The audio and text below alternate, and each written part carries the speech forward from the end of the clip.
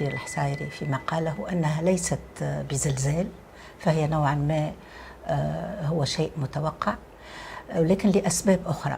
أولا الوهن اللي مرت به الأحزاب اليسارية عبر هذه السنين،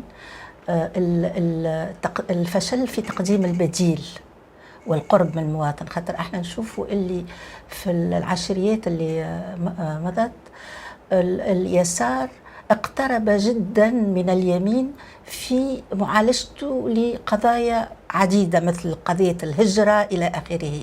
حتى اليسار ممكن نقول أنه وقع أيضا في الشعبوية في بعض القضايا لاعتبارات انتخابية طبعا، لكن الناخب اليساري صار معناتها لا يتعرف، he doesn't recognize كيفاش يقولوا، لا يجد نفسه في اليسار. أنا نقول اليسار الجديد اللي صارت المعالم تاعو غير واضحة وغير جلية مثل ما كانت قبل. ثانيا نشوفوا اللي أيضا الناخب هناك خطاب يخوف، هناك خطاب أيضا شعبوي في كامل، يعني في كل دول العالم مش فقط في أوروبا، لكن يتجلى هذا في أوروبا خاطر احنا طبعا نهتم بالشأن الأوروبي أكثر. 80% من علاقاتنا ما زالت مع أوروبا. خطاب تخويفي يخلي الناخب أيضا لازم يحس بالطمأنينة، يحس أنه اللي سينتخبه، لأنه من أول الأشياء اللي الناخب يفكر فيها هي أمانه وأمنه هو وأولاده. إذن خطاب التخويف يجد صدى عند الناخب، والنتيجة هذه صحيح.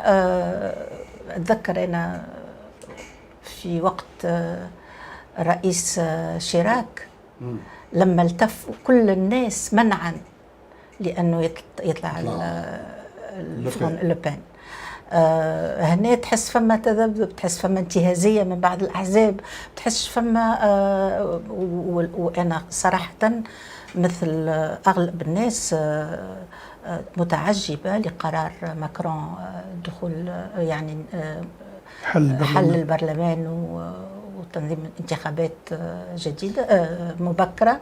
صدر أمس في جريدة لوموند مقال طويل كيف تعامل العالم مع قرار ماكرون الدعوة إلى انتخابات سابق لأوانها في ظرف أسبوعين أو 3 أسابيع تحت عنوان ماكرون لفو، ماكرون المهبول، نقلا عن عدد كبير من المواقع الأوروبية والفرنسية والأمريكية والروسية، لأنه لا يمكن ظاهريا أن يتغير الرأي العام في ظرف أسبوعين أو 3 ضد أقصى اليمين.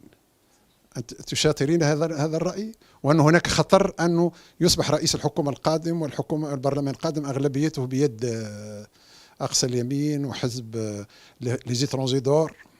هناك خطر حقيقي، لأن اليوم غير شبيه بالماضي بالأمس.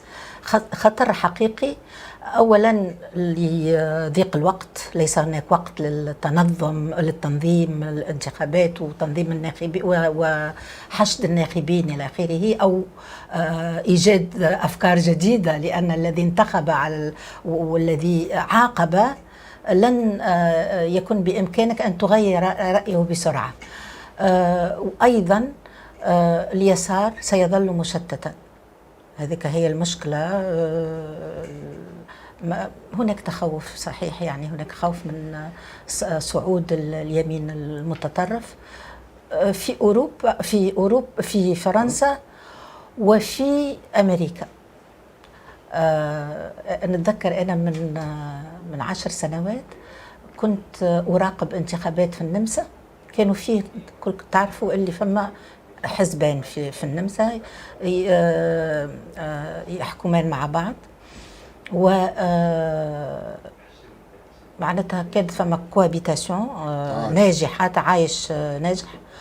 وفجأة ظهر حزب يقوده شاب من اليمين المتطرف، وكان خطابه تخويفي أيضا من المهاجرين ومن تغيير التركيبة السكانية بتاع النمسا إلى آخره. وفجأة كاد أن ينجح أن يكون هو له الأغلبية في البرلمان. السي محمد الحصيري، سعادة سفير، عشت في الخارجية، عشنا تفاؤل في التسعينات بشراكة عربية أوروبية مغاربية